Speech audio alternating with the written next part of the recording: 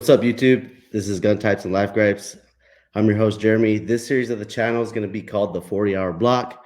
As I stated, this is about middle class America and how we can connect with each other. I feel like we all have our own gripes and everything that we complain about in our heads that we don't say out loud.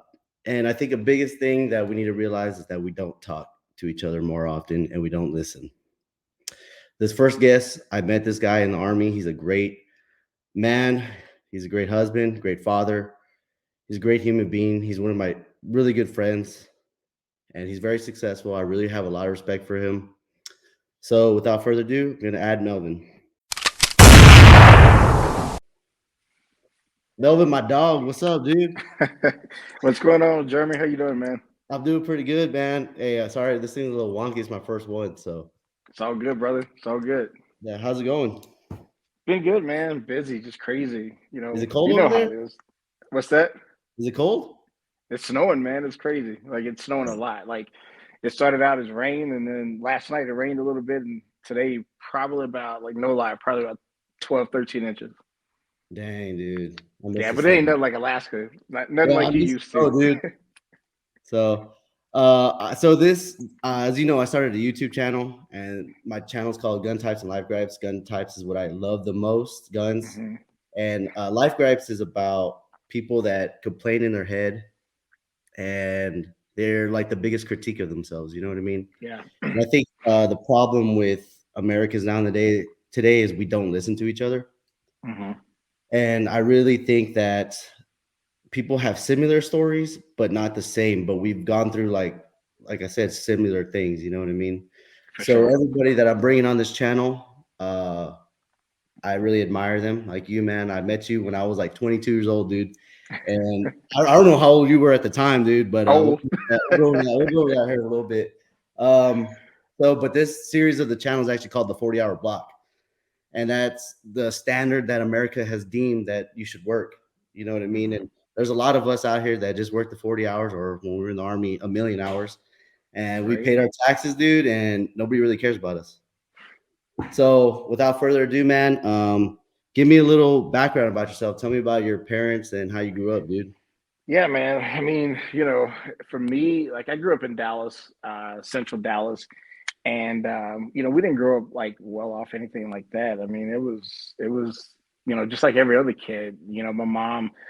My mom's from the country. She's from East Texas, and she had moved to Dallas like with my biological father. I mean, probably when I was a baby, and they divorced when I was 4, so of course I didn't remember that. And my stepfather, he had been around probably, I don't know, man, maybe I was how, how old are you in the second, third grade, somewhere around there. That's when he came around. And he was there until I graduated high school, and it was a decent household. I mean, they did what they could. I mean, we had stuff under the Christmas tree. We, had school close, so it wasn't like it was a struggle. But I lived in the hood, so I, saw all kinds of stuff. Went to, you know, the bad schools and all that. My sister got us kicked out. Like I say, my sister got us kicked out of school. It was like, hey, she got kicked out for fights, so I got to go too, or whatnot. So I mean, it just it was an interesting dynamic, but at the same time, you learn a lot, you see a lot, you experience a lot. But one of the things that I can say that was pretty cool is like my mom was always big on like just accountability, being responsible. Not allowing yourself to like get into like too much trouble or whatnot. So I've always kept that with me. And for me, man, like honestly, like I try to do the same with my kids. I always try to, you know, prep them so that they don't make the mistakes that I made or whatnot. And graduated high school, went to college. Got well, I didn't get kicked out. I shouldn't say that, but I left after a College? year. Nah, no, I didn't get kicked out, man. Oh, So okay, I okay. left after a year. My high school best friend, we went to college together, and he did some dumb stuff. Bought a freaking man. You remember those? It wasn't a Sega Genesis. What was it? It was an arcade, like a little game system. Anyway, he bought one stolen because like dudes were going around like the dorm stealing people's stuff and then selling them. And this dummy bought one, bragging about how cheap he got it for. So the campus police come knocking on the door, and long story short, like we both got arrested for possession of stolen property. And I was like, what? So crazy, man, crazy. So You know, the funny thing about that whole situation is like he told him like, hey, he had nothing to do with it. I bought this. This is mine. And they were like, no, he was in possession of it. So I was like, it's kind of like I'm being honest. Like I was, that's kind of Dude, racist. Like that's messed up. So, that's never. but anyway, um, Hold on, before we get too crazy, man. So, you talked about your biological dad. Have you talked to him, or do you have a relationship with oof, him? Have you met him, or no, nah. or I what? mean, I know him. Yeah, I definitely know him, man. Like he's been in and out. Like he was like in and out of my life throughout like junior high, high school, not so much elementary, but junior high, high school, even as an adult. Dude, I was 21 years old when I found out I had a little sister. Like, Oh wow, you know, dude. it's crazy. So like he's just been like hit or miss. And then he was just out doing his thing and whatnot and just pop up like surprise, I got something for you. Get your little sister. Yeah. But anyhow, yeah, man. So I haven't talked to him. It's probably been like no lie, maybe 6 years. The last time I saw him, talk to him. Wow, dude. Yeah, so you know, my mom, like my stepfather that I grew up with, he passed away about 9 years ago, and my mom's remarried to a great man, and she's been with him for like 12, 13 years. And like I'll Yeah. say, like my dad, like that's who I'm talking about. So he's just a good guy, man. So So that's okay, my dad now. You know. all right. So let's talk about like how it is growing up without a parent. Because I grew up without a parent, right? And I know there's a lot of kids out there. They grow up in, I don't want to say broken homes, but a lot of people get divorced and everything like that. Sure, sure. So you, for example, you had a. How old were you when your stepdad came into your life? So like I said, that was like second and third grade, somewhere around there. So, you know, maybe eight, nine, Yeah. eight, somewhere around there. All right. And how was it like adapting to him? You know, it was different. It was a little weird at first. I do remember that. But I'll tell you how we bonded. Like I've always loved dogs. Like I'm a dog lover. Right. And he had these two Dobermans. And it's funny, I remember Rex and Killer. Those are the names of the dogs. Rex and Killer. One was black, one was red. And that's how we bonded. We bonded over those freaking dogs, man. And you know, once I got comfortable with the dogs, he kind of showed me, you know, how to train the dogs and this and that. That definitely made it easier. But you know, probably the first year was a little rough, just because like, you know, who's this dude? You know, my mom. I didn't know how long she had been seeing him before, but yeah, we had a pretty decent relationship, you know, throughout the times. Yeah. So when you got into like teenage years, like high school years, like we are about to become a young adult, when is it? Mhm. Did your stepdad or your mother push you to go to college? Like when did you decide like, hey, I'm gonna go to college? You know, so you know, I will say this about my stepfather. He did like he recognized that like you know, I was always a smart kid. Like I didn't have to study, and I would get like A's and B's Yeah, you're or pretty smart. whatnot. Um, I went smart in the paramedic class. That was a struggle. That was a struggle. But anyway, so he would always push me to be like, hey, you know, you really like computers, like, you know. So he would kind of push that out of me, like, hey, you need to do something. Like, don't just sit around when you graduate high school. But my Right. mom, she didn't go to college. You know, he didn't go to college. Like, I'm like one of probably, like, no lie, like maybe four people in my entire family that's got a college degree. And my family's huge on both my mom and my biological father's side. Right. Like, my mom had what 15 brothers and sisters. So I got Oh wow. cousins upon cousins upon cousins. So you know, yeah, he just kind of he did kind of push that out. And my mom did too. Like I got to give her credit as well. But they both were just kind of adamant about, hey, don't just sit around once you graduate high school, do something. Right. Right. So how old are you right now, Mo? If you don't mind me asking? Ooh, about to be 43 this year. Well, dang, son. Oh man, we'll pull my Dude. cane out here in a little bit. Hey, so let's talk about when you were in college, man. What did you study? Like, what were you like? Hey, I'm gonna go be like. Did you change your degree a lot? You know what I mean? Dude, yeah, man. So listen, so check it out. So graduated high school, went straight to college. I went in for computer science, and after that first semester, I was can we cuss? Can I cuss? Or can I? Do I gotta keep it PG? Man. No, you do whatever you want. Oh, all right. Yeah, Because you know me, you know how I get down. I just I'm wondering gonna how I be run it, dude. I'm gonna be me. So after my first semester, I was like, man, fuck this shit. I don't want to do no damn computer science. I was like, I can't do that. So I was like, I got to do something easy. So I was like, I'm just change it to criminal justice. So I was like, that's the easy Right, route to go. right. And you know, And that's so that crazy. It was was criminal, and then you went into criminal justice. All I had to learn it so I could work myself out of it. But no, that's what's crazy though. So I changed it that second semester, and then all that stuff went down like in February. So after that was going on, like talk to the judge and all that, I called my mom and I was like, I'm not staying down here. Like What this is year was stupid. this? I'm leaving. What year? Yeah. That was in 2000 when all that happened. Shit, Graduated Y2K, high school. right? Yeah, graduated high school in '99. That happened in 2000. I came back home. I went back to Dallas, and then I stayed with What my college did parents you for a little attend? bit. What's that? What college did you attend? I didn't mean to cut you off. I was at Stephen F. Austin in Nacogdoches. Oh, dang.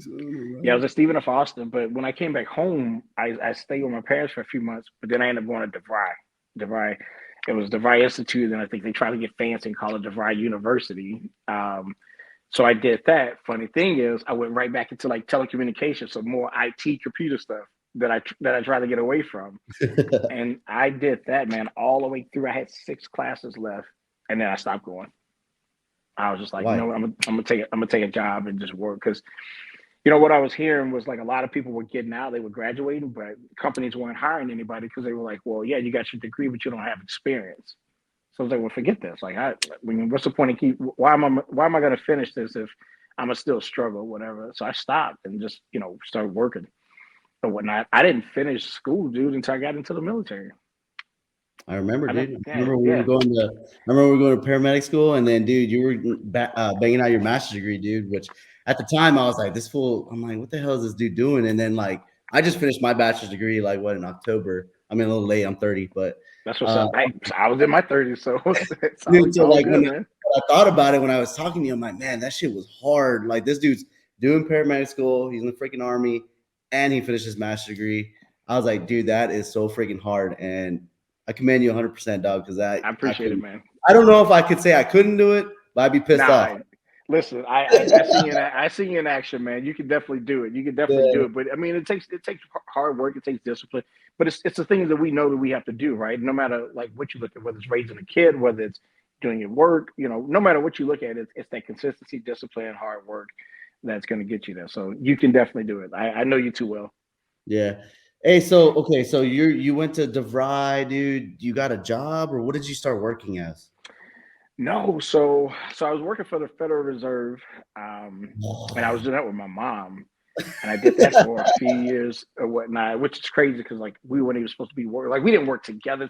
She was in a completely different department, but like they frown upon that stuff. But we, because I always had a different last name. I'm Johnson, and at the time she was Montgomery, so they didn't really know that was my mom. But anyhow, so I was working, man, and did a few other jobs in between that. When worked for this advertising company, did some sales with them for a little bit, and then right before the military, I was um, I was a general manager for a fitness facility. So I did that for like 2 years, and then I Yeah, started my own personal training stuff. So I did that probably, oh man, maybe 2, 3 years before the military. yeah. Hold on. Let's not jump too far, dude. Let's not jump too far, man. I like it. I like the energy, but hey, so okay, so I know we said we could talk about this, so let's talk about your first kid, man. How old were you when you had your first kid? Yeah, nah, dude, my first kid, I was, oh man, I got to do the math. How old was I? I was in my mid 20s. Let's see, I'll be 43 this year. Colin's going to be 18. So it's 25, somewhere around in 25. That's So bad, yeah, dude. mid 20s. Yeah, Bad, mid dude. 20s. Okay, that's me too. I had my daughter when I was 25. See, So we're on the same path, man. yeah. Nah, you're a millionaire though. Anyways, No, I wish. hey, so how was it like to be a dad, dude? You know, it was At exciting. 25. Yeah, it was exciting. It's funny because you look at it now and like you don't really see people having kids in their 20s today. But back then, for me, like it was just like, whatever. I felt like I was ready. I felt like, um, I was in a situation to where I could handle it or whatnot. And you know, with my 17-year-old with his mom, she was older. Well, she is older. She's still alive. I'd say was like she passed away or something. So she's 5 years older than me. And like I said, it just felt like what I can handle this or whatnot. But that was it was an interesting time in my life just because I met her and her family was pretty close knit, so we hung out a lot, did a lot of different things and whatnot. And sometimes you think that relationship is going to last, doesn't last, and you move on and whatnot. And I don't know if you remember, but when I met her, my oldest son has a brother, and when I met her, he was like 11 months old or whatnot. So I've raised him as he was my son. Right. So my 17-year-old, his name's Colin. His brother is Julian. And, I remember. Julian's in the army right now and, calls me dad. Never adopted him, never like officially adopted him or anything like that. But I'm dad to him. Right. He's met his biological father, before, but was basically like, no, this is my dad. So I'm good. So it's been an interesting dynamic, man. Yeah, dude, I think what you just stated right there is going to give a lot of people hope out there that have kids. You know what I mean? They're raising kids, and it's just like it only takes that one time to find that special someone, and then even if your kid, if y'all don't work out, your kid could still connect with somebody, and that could be like their mentor or somebody that they see as a good role model in their life. You know what I mean? So that's really, dude, that's really awesome of you, man, that you did that. I appreciate it, man. Yeah. So you're okay. So you are 25 during this time, correct? Yep. And let's talk about let's talk about the hard part, dude. So you did say that some things just don't work out, right? Yeah. And I Yeah. know I understand where you're coming from because like when I was young, I got married real young. You already know that the first time, and then I think it's real hard for us to see what our faults were. You know what I mean? Oh, for sure. And like, what do you think? I'm not saying that you go back and regret or change anything, but I'm saying like at the time of a young guy, headstrong guy, trying to work, trying to grind it out, a new father, like what were some of your faults? Oh man. Dude, selfishness, just big time. Whether that energy is put into work, because you can be selfish with your job, whether that energy is put into like, personal desires, just your own vices, whether it's infidelity or, whatever, in my 20s, I did drugs, all kinds of nothing crazy. Like I went like cracked out or nothing, but, just, popping pills and doing cocaine and drinking and this and that. Hey, It's come like, on, dude. hey, Keep me, dog. Come on, dude. Just joking. I'm just saying, hey, I'm gonna keep it real. I'm gonna keep it 100. But no, so I mean, honestly, for me, like looking back, and even we should always be learning, right? We should always be evaluating and self-aware, just to try to understand like where we are and where we need to be. But back then, that 20-year-old version of me was just all about himself. Yes, while I had my family, I had my sons. I wanted to make sure that they were taken care of and they had what they needed. But at the same time, it's easy to say, okay, well, I'm doing this as a dad. I'm doing my dad duties. But at the same time, I want to do my own selfish duties. And that's if I'm going out to the club and talking to this female, and talking to that female and doing like, that stuff is going to catch up with you, and at some point you're going to realize it's either going to, break the relationship, or it's going to create some kind of issues along the way or whatnot. And that was really the biggest thing. Just I couldn't get out of my own way because I'm trying to fill all these desires. But I'll tell you this one thing that I am still learning to this day is being an effective communicator and communicating, whatever it is that you want to need from a person. That was one thing that I just definitely didn't do, you know. Um, and still struggle with. I feel like I'm getting better as far because I keep like a lot of my emotions and feelings inside. Like you were saying, how you started the podcast. We're going through similar things, but we ain't talking about it. Or Right. people aren't listening or whatnot. For me, it's not that people don't listen; it's just I don't talk about it. I don't open up. So that was real big for me back then too, for sure. Right. Right, man. Yeah, dude, that's true. Cause I feel like I'm not gonna say single out men or in particular, but I think a lot of people just don't think they'll understand, Yeah. and you kind of feel alone when you're talking about things, right? And you also don't want to open up with vulnerability. hmm You got to But feel safe. I feel like I'm going to speak for myself. I feel like you have to feel safe with a person to be vulnerable. yeah, absolutely. And, I think a lot of times, like you said, not to single out men, but I think a lot of times we don't necessarily feel safe. Yeah, it's also kind of like frowned upon. I think that I think the more we evolve in society, I think that everybody's talking about mental health and everything like that. Yeah, However, I'm a little different about mental health. I do believe mental health is very strong, but I feel like also you can't like use it as a crutch all the time. yeah, And I feel because we all, at the end of the day, we all have responsibilities and things we got to. How do we just say you got to shut up and keep going? You know what I mean? It's terrible to say, but that's literally the society that we live in. yeah. It's crazy. I mean, I would have to agree with you on certain parts of that, right? I think mental health. I think some people do use it as a crutch. There's obviously a lot of talk now, and I think the awareness is great, especially for those that truly need it. Um, but then for those that just kind of use it as a crutch to get out of work or to have someone look at them in a certain way and to get sympathy, empathy, whatever it is that they're looking for, excuse me.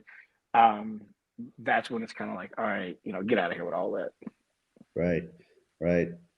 All right, dude. So let's go ahead and talk about what was one of my favorite things you told me when we first met was MJ Fitness, dude.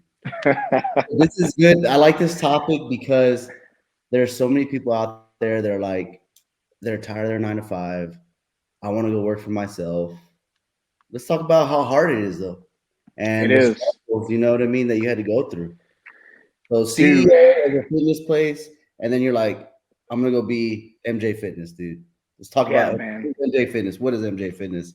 All right, First off, so for me, here's how the idea was birthed. So I'm working. I'm a general manager for LA Fitness in Dallas, or like Grand Prairie, ooh, one of the not metroplexes. And I had this guy. He saw me training, and I wouldn't even train. I was doing like the introduction. You know how the gym be like, oh, get your introductory session with a trainer, or whatever. So I did one of those sessions with someone because one of my employees was like busy or whatnot. So I just took it or whatever.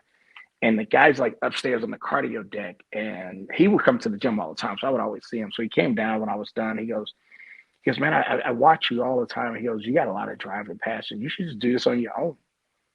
And I was like, you know what? I should do this on my own. So I was like, you know what? I'm gonna give it a go. So my concept, Jeremy, was I was like, okay, I've been in the gym world, and I know most people that struggle, like dudes, like we'll go to the gym and we can struggle, but we'll still push it out. Like we'll get stronger, we'll lose some weight, we'll do a lot of things that I feel like women don't do because women even still to this day, like it's changed. I think there's more fit women today than there were before, but you still get a lot of women that are like, oh, I don't want to lift weights because I don't want to get bulky, and so they have this stigma around what exercise looked like. So my thought process was, okay, I'm going to go after the women that I know are intimidated to go into the gym. Maybe they show up, but they don't do the things that they really should be doing. So I was like, okay, my concept is going to be instead of you coming to the gym where you're uncomfortable, I'm going to come to you and I'll do it in the comfort of your home. I'll do a boot camp or whatnot. And that way you can have that privacy and that comfort, and we're going to get some results. So that was the idea and that was the concept. So I started with this one lady, and honestly, Jeremy, like this lady was just so connected, and we hit it off, and she just started telling like all her friends. Next thing you know, I got like 7 to 8 clients that I go see, and I'm doing like 45-minute sessions.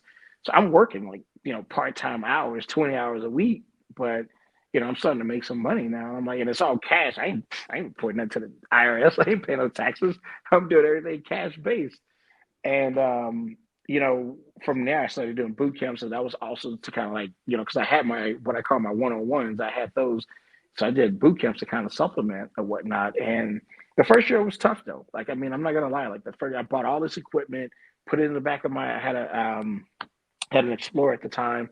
So I put it all in the back of my Explorer. I would have dumbbells, kettlebells, jump ropes, like all kinds of stuff, man, cones, you name it. Um, and I would just take the stuff and just depending on the goals, I would get out what I needed at the house, work them out for 45, 50 minutes, and then I'm going to the next one. But that first year, dude, like I was broke. Like it was a struggle, man. But by the time I got ready to go into the military, I was probably doing about 75,000 a year, damn. based off of just all the cash that was coming in, like I said, and that's 75 cash that I'm taking home because, like I said, I wasn't paying taxes on anything, so Don't it was say out loud, dude. We're gonna get freaking caught up. I was like, yeah. Remember the first 2 years when you were broke, you got to make up for those. So you ain't paying no taxes. Dude. So okay, so dude, that's I feel like that's great, dude. Like the connection that you make towards people. So that woman, are you still like? Do you still know who she is? Do you still have you ever talked to You her? know Like, what? Like you know what I mean? I'm gonna be 100% honest with you, Jeremy. So 2009, somewhere around there, is when I started. I went into the military like 2000 February 2013. When I told everybody I was going into the military, they were just like, "Oh man, I'm happy for you, but man, it sucks. Like I'm gonna lose my training, blah blah blah." I got out November 2016. When I got out, I kid you not, I specifically remember it was probably like not even December, man. And my ex, the lady that kind of like connected me with everybody, she went to church with, or she knew a guy that my ex would go to church with. So this lady found out that I was back home, asked for my number, and like I'm at the store one day and I get a call from a number I don't know. And I answer the phone and it was Carrie. And she goes, Mel, I heard you back in Dallas. You got to start training me again. And I was like, woman, I ain't even thinking about training. I'm not even thinking about training nobody. But I will say this, man. It's still a passion of mine. And if I do things the way I really want to do things and kind of like allow some other things to settle down, I would like to like open up a small gym. So that's still something in the back of my mind. I got a buddy here in Colorado that I met through one of my military friends. Um, he was Air Force. He wasn't he wasn't at El Paso with us, but the chaplain assistant, I met him through him. Anyhow, he's here in Colorado, and we kind of been having that conversation like, hey, we might want to do something. So we'll see. Hey man, I think you can do it, man. Hey, that was a little drop, little hint, dude, huh? Little preview. Yeah, so we'll see. We'll see what happens.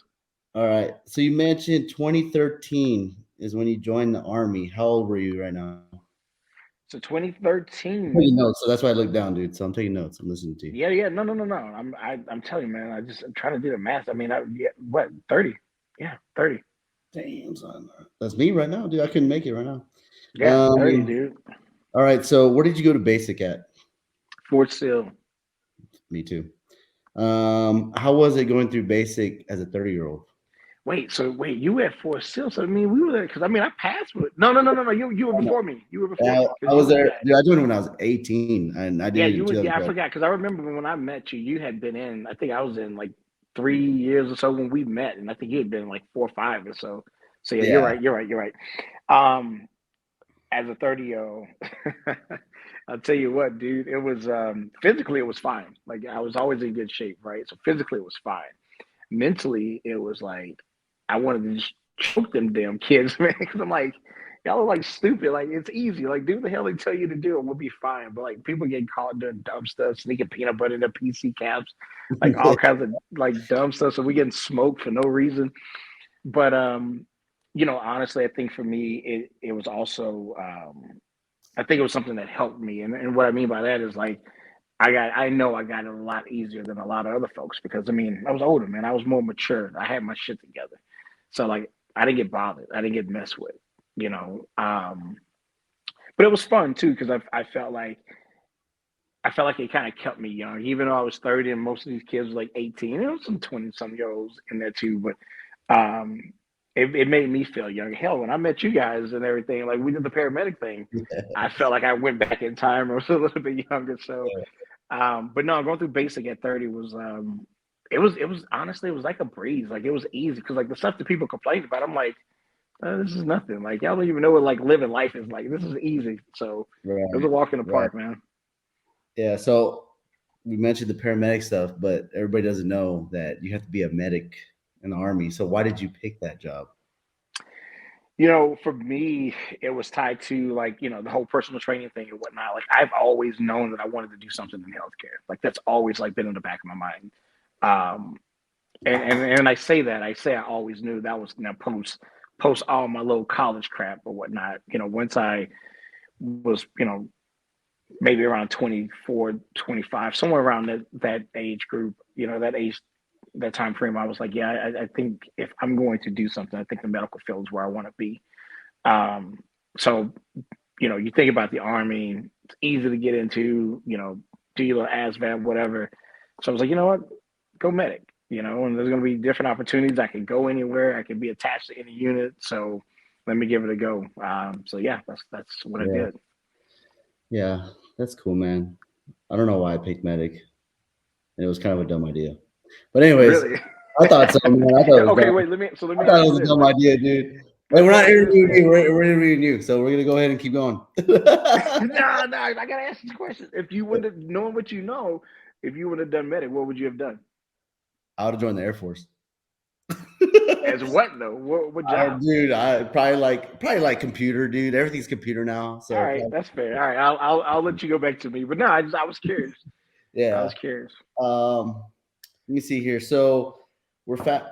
When I met you, it was 2016, dude. We are in that stupid paramedic class, which I thought it was dumb. Majority of us didn't even pass it. You know what I'm saying? I never tested. I never tested out.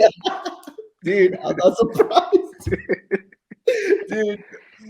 dude. I But forgot who I was talking to, but I'm like, dude, I felt like they set us up for failure hardcore in that fucking class. dude, I mean, I'm surprised because we were the pilot. I'm like, there's no way they're gonna do this again. Like, there's no way.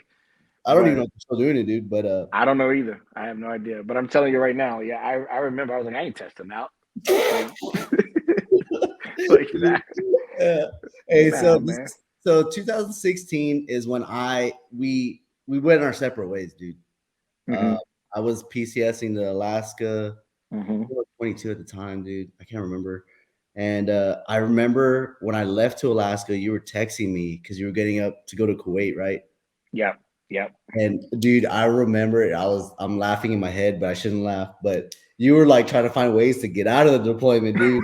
I was like, bro, just say you have headaches, go break your leg. I was like, dude, this dude, you're what, like 30, what? You're 33 at this time, right? 33? 2016? No, man.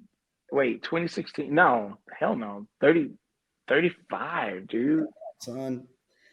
So how was the Yeah. deployment though? Was it that So bad? wait, I mean, maybe I got my age gaps wrong because I mean, yeah, 35, 2016, 35, 35.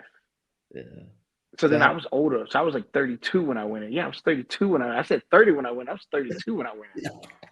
Even older, man. hey, so how was the deployment though? You know what? It went bad. I was there Hey, for deployment, 61. dude. I was there for 61 days. I know exactly how many days I was there for. So, that deployment really, it was a show of force. It wasn't like we were fighting anything crazy like that, right? So, um, we had just finished the paramedic course, right? And I got back to my unit. I get back to my unit. Everybody's new. My platoon sergeant's new. My freaking LT was new. Um, Everybody was new except for one medic. And I remember walking back my first day, going back to the battery, and I go in the office. And I'm like, "Who the fuck are y'all? Like, where y'all come from?" And they're just looking around. And it's crazy because I was older, right? So even like all the medics that I was with, like all my battles before, like I knew them, and they were younger, but I knew them, so it was cool. Well, I go in the office and all these dudes, they look even younger than the dudes that I knew before. And I was like, who the fuck are y'all? Like, get out of here. And then they was like, you must be Johnson. And I was like, yeah, you damn right I'm Johnson. This is my unit. Like I run this shit. Like and this guy was like, well, I've been in charge since you've been away. I heard about you. And I'm like, well, I'm here now. So, but anyhow, I talked to Sergeant Queen. That was my platoon sergeant, and I was like, "Hey, man," I was like, "I know we're going to Kuwait." I'm like, "Do we got the numbers? Because if we got the numbers, I don't want to go." I was like, "I'm getting ready to get out anyway, so like, let me just stay." And he was like, "I kind of need you, whatever, whatever." So yeah, you and I talked about it, and I was like, "All right, I got to find a way to get out of here." So I go over there and I tell people all the time, I've never experienced heat like that in my life. Like it's freaking hot, man. Like you do everything at nighttime because it's so hot in the day. So like, we, open up those connexes with all that freaking medical equipment. I mean, you open the door and heat just rushes out or whatnot. So basically I went over there. We did some BLS training. We did a couple other different things.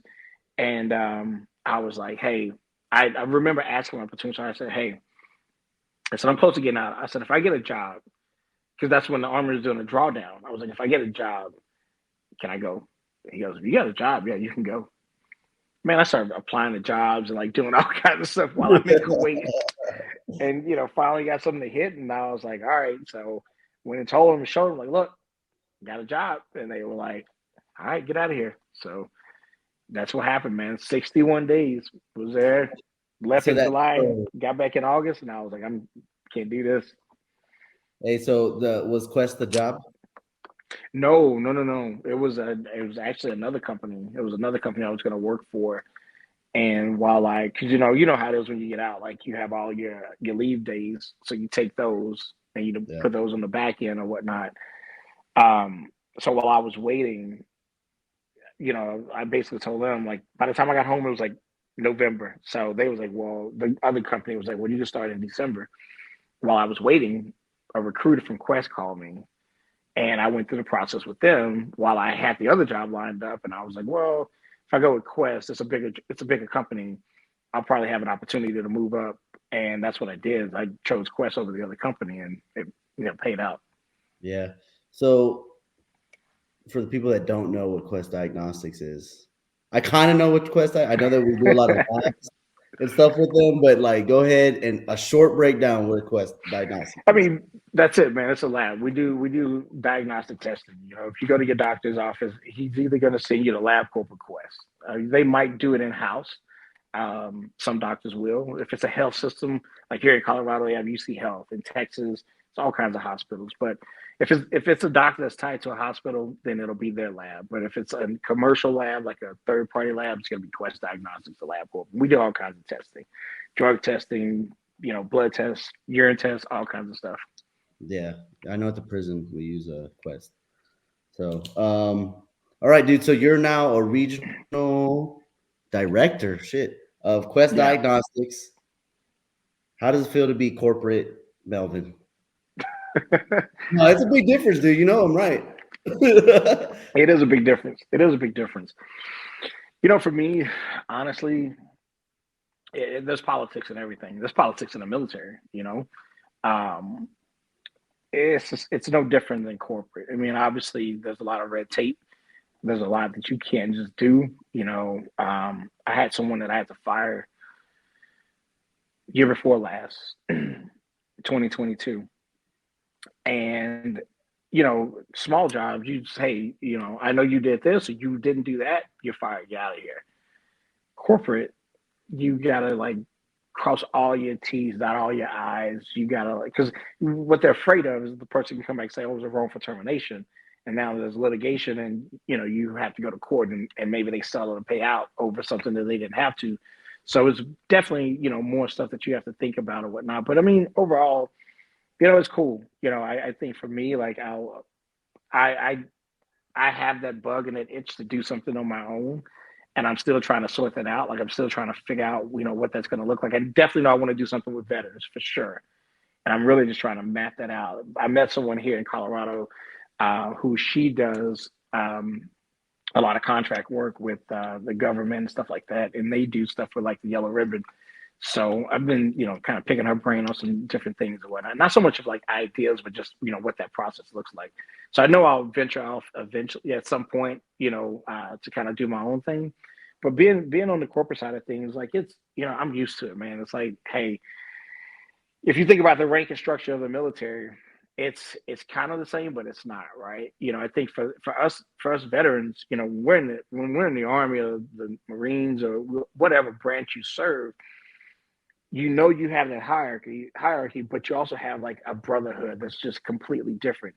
You don't get that brotherhood in corporate America because corporate America is grimy. Like, I mean, people will stab you in the back. They'll, say what you want to hear in your face, and you turn your back, they're talking about you. Now, granted, that can happen anywhere, but like because we all go through that same suck in the military, we're all, hey, you're E4, you're E5. Like, I know your pay, I know this, I know that, I know what it takes to get there. It's kind of like, all right, well, you know what it is. Corporate, like, it's snaky, man. Like, it's a little challenging at times, but at the same time, it's like, whatever, Yeah. Well, I mean, you answered my next question, which was the 5-year goal, basically. man. Yeah, man. I definitely will be doing something, on my own. I mean, I'll still work my job, my corporate job or whatnot. I mean, so I'll say this. I started in 2017 in January. By the time I hit 2022 or 2021, I was going on my fourth promotion. So I was moving really, really fast. Damn, son. Now that I'm in the role that I'm in right now, like I know I'm going to be locked in this role for a little bit. I accept that. Like I know that's just a part of the process. There's two more spots that I like to hit, like two more promotions that I like to hit. That will be executive director, and then from there, regional vice president. So because I have that goal, like I won't stop until I get there. But I'm Right. still gonna do my own thing, outside of that Gotcha. as well. Yeah, because you got to find your own little paradise, right, outside of work and stuff like that. And Absolutely. I feel like right now, and just talking to you this past 40 minutes, like old Melvin would have been like, "Fuck it, I'm just gonna continue to climb that ladder without the paradise," right? Yeah. And now you're like, no, I got to find the paradise too, though. Absolutely. So, Absolutely. all right, dude, let's start wrapping these things up, dude. So as in the questionnaire, man, give me some man advice. Some man advice. Yeah, You know man, what, go man? dad and husband. We're still doing man first. So, as a man, I'd say this, Jeremy, own your shit. Whatever it is, right, wrong, indifferent. You make a mistake, you mess up, own it. You know, um, it's not always going to be easy. It's not always going to feel good, but just own it. And that's something that honestly, again, I don't say that to say like I got it figured out because I don't. But as I'm going through life, that's one of the things that I'm learning as a man. And if I can tell another man, hey, listen, if you're going through something, if you make a mistake, you do something, whatever, just own your stuff right, and just work through it that way. Whatever it looks like, the outcome will be far greater by owning up to it than trying to finagle your way out of it. yeah, that's good advice, dude. I feel like people want to blame a lot. So I think that's we And all not even blame, just even divert. Like even if they're not blamed, just divert it away from them so that it's not on them. right, yeah, and I think that self ownership, right? We all fuck up, you know what I mean? But there's nothing. I don't think there's anything so bad that you can't recover from, There you go. unless you kill somebody or something like that. But all right, dude. So give me some dad advice, dude. Hey, Mm, so there's probably some new dads on here, man. some You've data. You know what? I got had like four so kids, right? what's that? You got like 4 kids, right? I mean, when you look at how I inherited some and the whole nine, yeah. So two Yeah. biological kids and two inherited kids, man. Interesting dynamic, all boys. You know, as a man, raising men, I think the biggest thing is that we can do is try to teach accountability. Try to teach accountability through and through. Honestly, I don't care if it's male or female, boy or girl or whatever, but I think as men, you know, raising men to be accountable, um, I think it's key because I think that's going to spill over in other aspects of their lives. You know, that means they're going to be on top of this stuff. That means that they're going to be reliable. That means that they'll, be dependable. That means that, people look at them and say, you know what, I can count on you or whatnot. And I think that's big. I think, for me, just having my boys know like, hey, listen, if you say you're gonna do something, do it. If you're told to do something, do it. Like, get your stuff done or whatnot. And it kind of ties into that whole owning your stuff or whatnot. But accountability, I think, will be really, really key to instill within your kids. Right. There you go, dude. Hey, own your stuff and accountability, man. It's the same thing. I like it. All right, dude. Husband advice, dude. Hey, we all know, dude. It's hard, It is but hard. as a husband, what about yourself? You're like, hey, what would you say to somebody else? Like if somebody was like, if I came up to you and like, hey Melvin, I've known you for a long time, dog. I'm going through some hardships with my wife. Yeah. You know? Communicate and be open and honest about it, whatever it is that you're feeling.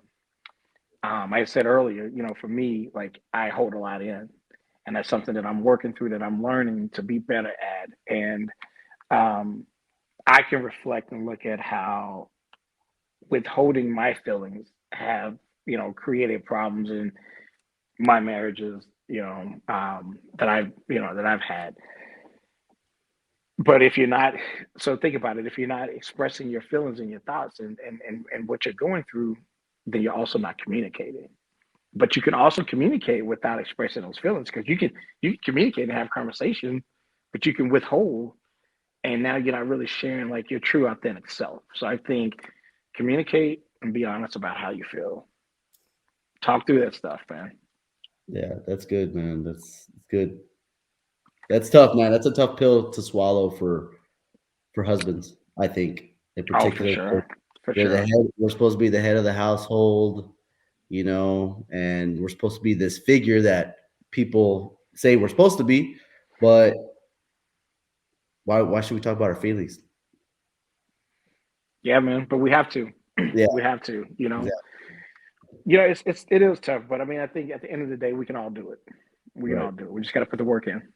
right. Man, Melvin, well, this was awesome, dude. It was good connecting with you again. I wish we could talk forever. It's been a little bit over 45 minutes, dude.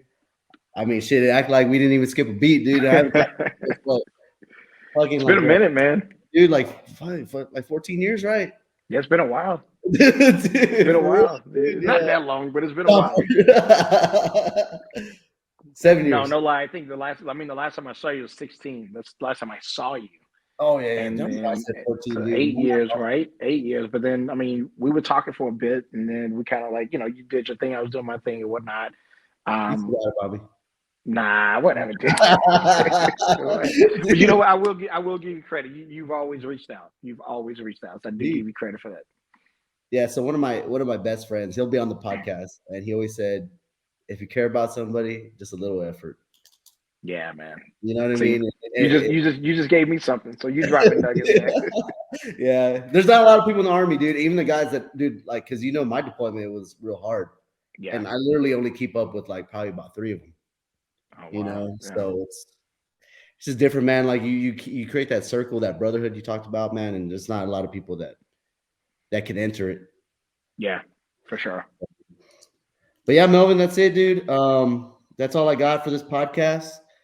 If you have any socials or anything that you want to shout out where people could find you, man, because you could elevate yourself up here a little bit. You know what, man? I have my Facebook only because of the military folks that see. I don't even go, and I haven't posted on the thing in years. Right.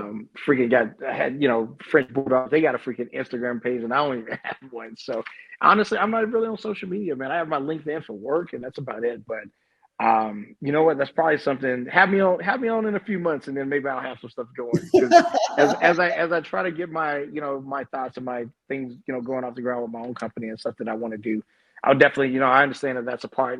That's the world, man. You got to be on social media. So at some point, I'll probably put myself out there. But right now, if you ain't a friend, then I don't need to be trying to figure. I don't need you to try to find me. Not right All right. Well, you can share this on your Instagram. now. But all right, dude. Do you have any questions for me, man? Nah, man. I'm sure we'll be in contact and whatnot. Like I said, it's been great, just connecting with you again. And this has been it's been a blast, man. I enjoyed it a lot. So thanks for having me on. All right. All right. Appreciate it, Melvin. All right, take care.